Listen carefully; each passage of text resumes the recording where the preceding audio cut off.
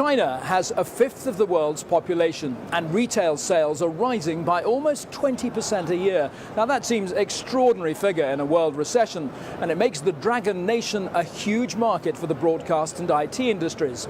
But cracking China is not easy, which is why IBC devoted a conference session to this very issue. Paul Brand has this report.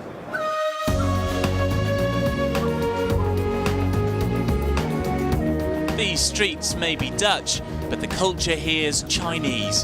The country's influence has reached most corners of the world, but things don't always flow in the opposite direction. China can be difficult for foreign TV firms to tap into. Which is why they've been focusing on the Chinese market at this IBC session. There's been a real sense here that China holds huge potential, but also frustration over the barriers to doing business. The main hurdles for China would be the regulatory hurdle, the cultural hurdle of making sure you're offering something relevant and interesting, and the commercial hurdles of finding the right kind of partners and getting paid. That shouldn't dissuade you. There are big hurdles, but the opportunities for those who crack the market are huge. These figures show that potential.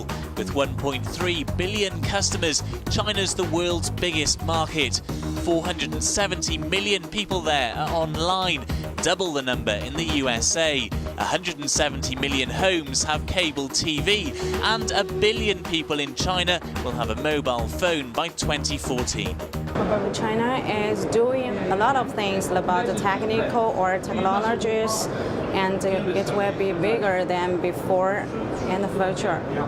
In the near future, I estimate that maybe in 10 or 20 years, the Chinese market will be quite similar to American and Europe.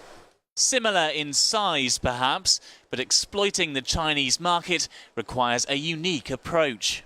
Culture is obviously very important, and also I think it's kind of it's really about collaboration, because there are rules and regulations that the Westerners like to apply to it.